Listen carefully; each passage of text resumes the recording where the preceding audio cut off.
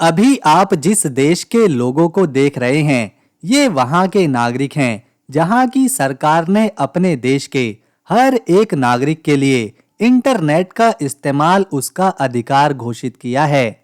ये वो देश है जहाँ बेईमानी शब्द सुनने तक को नहीं मिलता। यहाँ के सभी लोग बहुत ही ईमानदार हैं और अपना काम पूरी लगन और ईमानदारी से करते हैं। आपको यकीन नहीं होगा, यहाँ की आबादी इतनी कम है कि हमारे देश भारत के सबसे छोटे राज्य भी यहाँ के मुकाबले ज्यादा संख्या में हैं। इस देश के लोगों को गर्म पानी में नहाना बहुत ही पसंद होता है और हर घर में एक सौना मौजूद है, जहाँ ये लोग गर्म पानी और भाप से घंटों तक नहाते हैं। और ये लोग अकेले नहीं नहाते, बल्कि अपने दोस्तों या परिवार के साथ नहाते हैं। यहाँ सौना में नहाना केवल शरीर को साफ करना नहीं, बल्कि एक परंपरा भी है, जिसमें घर के पुरुष और महिलाएं दोनों मिलकर हिस्सा लेते हैं। अगर कोई बाहर से भी इनके घर आ जाता है, तो वो उसे भी अपने साथ कर लेते हैं। इस देश में वैसे तो जेलें ना के बराबर हैं, लेकिन जो जेलें हैं भी, उनमें जो कैदी हैं, वो इंटरनेट इस्तेमाल कर सकते हैं, इंटरनेट चला सकते हैं, मोबाइल फोन का यूज कर सकते हैं, बाहर काम पर जा सकते हैं और शाम को वापस लौटकर जेल में आराम से सो जाते हैं। यहाँ की जेलें एक महंगे किराए के कमरे की तरह काम करती हैं, जहाँ पर कैदियों को सारी सुविधाएं मिलती हैं। दोस्तों, ये है फिनलैंड।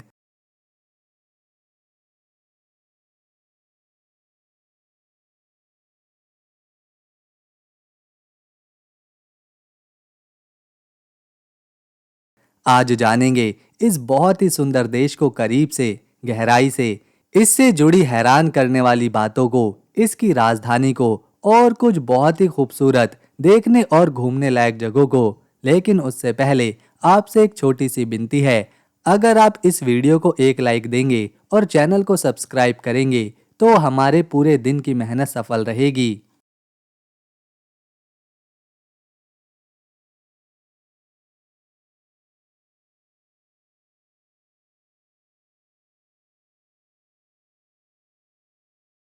फिनलैंड उत्तरी यूरोप में मौजूद है और इसे नॉर्डिक देश माना जाता है। इसके तीन पड़ोसी देश हैं। पश्चिम में स्वीडन है, उत्तरी दिशा में नॉर्वे है, पूर्व में रूस, और इसका बॉर्डर 1340 किलोमीटर लंबा है। फिनलैंड 3,38,491 स्क्वायर किलोमीटर के एरिया में फैला हुआ है। यहाँ की आबादी करीब 56 लाख है। इसीलिए यहाँ की सड़कें अक्सर शांत, ट्रैफिक फ्री और साफ नजर आती हैं। यहाँ का सबसे बड़ा धर्म है ईसाई, जिसे 63% लोग मानते हैं, जबकि 2% में दूसरे धर्मों के लोग यहाँ पर रहते हैं। और आपको ये बात जानकर हैरानी होगी कि फिनलैंड को नास्तिक लोगों का देश भी कहा जाता है, क्योंकि यहाँ के 35% लोग ऐसे हैं जो भगवान में विश्वास नहीं करते, जो किसी भी धर्म को नहीं मानते, केवल प्रकृति और अपनी ईमानदारी के साथ अपना जीवन बिताते हैं। फिनलैंड में देह व्यापार कानूनी रूप से मान्य है। और हैरानी की बात तो ये है कि जो महिलाएं यहाँ पर ये काम करती हैं और जो इस काम से वो कमाई करती हैं, उसका भी उन्हें टैक्स देना पड़ता है। फिनलैंड के कई हिस्से ऐसे हैं जहां रात के 12 बजे भी सूरज नहीं डूबता, रात नहीं होती, और ये नज़ारा देखने हर साल हजारों सैलानी यहाँ पर घूमने आते हैं। भला रात में 12 बजे सूरज को चमकता हुआ देखना कौन नहीं चाहेगा। इस देश में ठंड बहुत ही कड़ाके की रहती है। ठंडी हवाएं चलती हैं, चारों तरफ बर्फ की चादर और साइड में बर्फ के कपड़े पहने ऊंचे ऊंचे पेड़, मानो हम किसी फिल्म के सेट पर पहुंच गए हों। लोग खुद को गर्म रखने के लिए मांस खाते हैं, मछली खाते हैं और -20 डिग्री तापमान में बर्फ की नदी में छेद बनाकर उसमें खड़े हो जाते हैं, उसमें नहाते हैं। ये लोग मानते हैं ये साहस और शक्ति के साथ दिमाग पर कंट्रोल करने में मदद करता है। और ऐसा करने के बाद ये लोग गर्म पानी और भाप में भी इसी तरह से नहाते हैं। ये है देश की राजधानी हेलसिंकी। हेलसिंकी, जो आज फिनलैंड की राजधानी है, पहले एक छोटा सा समुद्री कस्बा हुआ करता था। इसे साल 1550 में स्वीडन के राजा गुस्ताव वासा ने बसाया था। उस समय फिनलैंड स्वीडन के कंट्रोल में था और राजा चाहता था कि बाल्टिक सागर के व्यापार में हेलसिंकी भी एक बड़ा केंद्र बने। यही वजह थी कि ये शहर तल्लीन जैसे अन्य व्यापारिक शहरों को टक्कर देने के लिए बनाया गया था। शुरू के कई सालों तक ये जगह बहुत छोटा और कम आबादी वाला इलाका थी।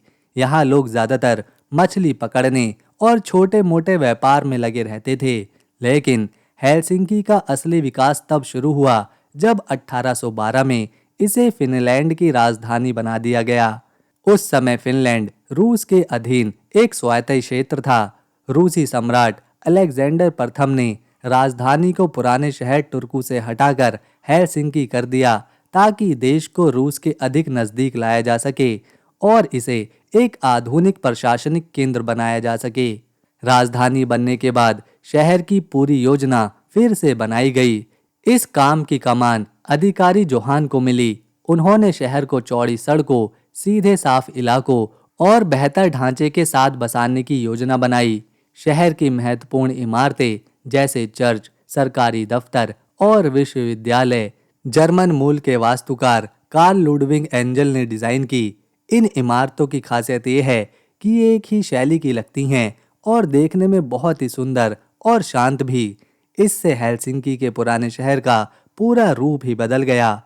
हेलसिंकी के इतिहास में कई कठिनाई भरे समय भी आए। 18वीं सदी में युद्ध और आग की घटनाओं ने शहर को बहुत ही नुकसान पहुंचाया, लेकिन फिर भी इस शहर ने धीरे धीरे खुद को संभाला और 19वीं शताब्दी में ये फिनलैंड का सबसे अहम आर्थिक और सांस्कृतिक स्थल बन गया। इसी समय समंदर के बीच बना बड़ा किला सुओमेननिल्ला भी शहर का महत्वपूर्ण हिस्सा बना, जो आज भी हेलसिंकी की सबसे प्रसिद्ध ऐतिहासिक जगहों में से एक है। आज के समय में हेलसिंकी न सिर्फ फिनलैंड की राजनीतिक राजधानी है, बल्कि ये देश का सबसे बड़ा शैक्षणिक, सांस्कृतिक और व्यापारिक शहर भी है। हेलसिंकी के बंदरगाह भी बहुत ही महत्व रखते हैं, क्योंकि यहीं से देश का बड़ा हिस्सा अंतर्राष्ट्रीय व्यापार से जुड़ता है। शहर की सुंदर इमारतें, बड़े चौक, चर्च और समंदर के किनारे फैली साफ सुथरी जगह इसे बहुत ही खास बनाती हैं। इसके अलावा हेलसिंकी को डिजाइन और कला का भी शहर माना जाता है।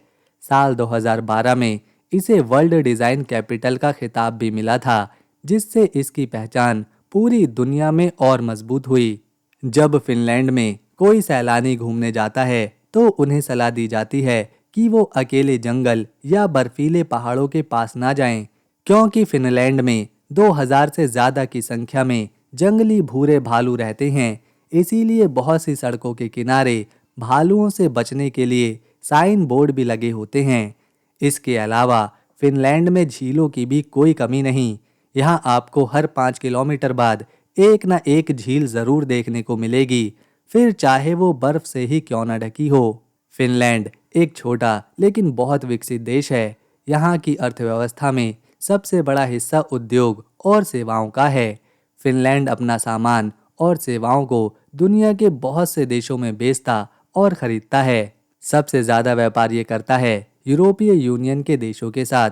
सबसे बड़े व्यापारिक साझेदारों में इसके जर्मनी, स्वीडन, नीदरलैंड और बेल्जियम जैसे देश शामिल हैं। ये देश मशीन, इलेक्ट्रॉनिक सामान, कंप्यूटर और मोबाइल फोन मुख्य रूप से इन देशों को भेजता है। इसके अलावा कागज और लकड़ी से बने सामान भी कई देशों को निर्यात करता है। फिनलैंड रूस और चीन के साथ भी व्यापार करता है। रूस को ये देश प्राकृतिक गैस और लकड़ी बेचता है और चीन से मशीनरी और इलेक्ट्रॉनिक सामान खरीदता है। अमेरिका भी फिनलैंड का बड़ा व्यापारिक साझेदार है, खासकर तकनीक सामान और औद्योगिक उत्पादों में। फिनलैंड में निर्यात और आयात दोनों ही बहुत व्यवस्थित हैं। देश की बंदरगाह व्यवस्था काफ़ी अच्छी है, जिससे सामान आसानी से समंदर के रास्ते भेजा और लाया जा सकता है। हेलसिंकी, टुर्कू और वांसा जैसे बंदरगाह फिनलैंड के व्यापार का मुख्य केंद्र हैं। फिनलैंड में एक बहुत ही खास जगह है जिसे आइस रेस्टोरेंट कहते हैं। यह रेस्टोरेंट्स पूरी तरह से बर्फ और बर्फ की लकड़ियों से बने होते हैं। यहाँ की मेजें, कुर्सियाँ और ग्लास सब बर्फ के होते हैं। इस रेस्टोरेंट में खाना भी ठंडे ग्लास में परोसा जाता है। यहाँ रात को रोशनी बहुत सुंदर दिखाई देती है और ये जगह काफी चमकती है। लोग यहाँ फोटो लेने आते हैं और बर्फ के कमरे में बैठकर एक अलग अनुभव करते हैं। ये जगह सर्दियों में सबसे ज्यादा मशहूर है और दुनिया भर से यहाँ पर्यटक आते हैं। फिनलैंड में पैसे के लिए यूरो का इस्तेमाल होता है और 1 यूरो 103 रुपए के बराबर है।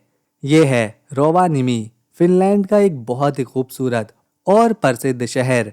ये शहर आर्कटिक सर्कल के पास मौजूद है और इसे अक्सर सेंटा क्लॉज की आधिकारिक जगह कहा जाता है।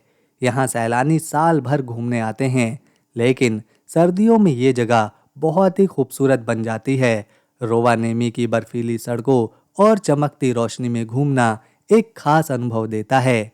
शहर की सबसे बड़ी खूबसूरती नॉर्दर्न लाइट्स या ऑरोरा बोरेलिस है। यहाँ आकर लोग रंग बिरंगी रोशनी को आकाश में नाचते हुए देख सकते हैं। इसके अलावा सेंटा क्लॉज विलेज एक और आकर्षण है। यहाँ बच्चे और बड़े दोनों ही सेंटा क्लॉज से मिल सकते हैं और अपने लिए सुंदर यादगार चीजें ले सकते हैं। रोवानेमी में सैलानियों के लिए बहुत सारी गतिविधियां हैं, जैसे reindeer slide rides, husky safaris और स्नोमोबाइल टूर। यहाँ की प्रकृति बहुत साफ और सुंदर है। गर्मियों में ये जगह हरे भरे जंगलों और झीलों से सज जाती है। इस शहर का महत्व सिर्फ पर्यटन के लिए नहीं है। यहाँ की सांस्कृतिक और पारंपरिक जीवन शैली, जैसे लैपलैंड की आदिवासी संस्कृति, लोगों को सीखने और अनुभव करने का मौका देती है। रोवामेनी एक ऐसी जगह है जो हर उम्र के लोगों को प्रकृति, त्योहार और साहसिक अनुभव देती है। तो दोस्तों, ये था एक छोटा लेकिन बहुत ही कमाल और सुंदर देश फिनलैंड। अगर आपको हमारी मेहनत, वीडियो और इन्फॉर्मेशन पसंद आई तो इसे एक लाइक दें, शेयर करें और चैनल को सब्सक्राइब कर बेल आइकन ज़रूर दबाएं ताकि आने वाली नई वीडियो एक भी मिस ना हो। हम मिलेंगे नेक्स्ट वीडियो में। तब तक के लिए नमस्कार, अपना ख्याल रखें।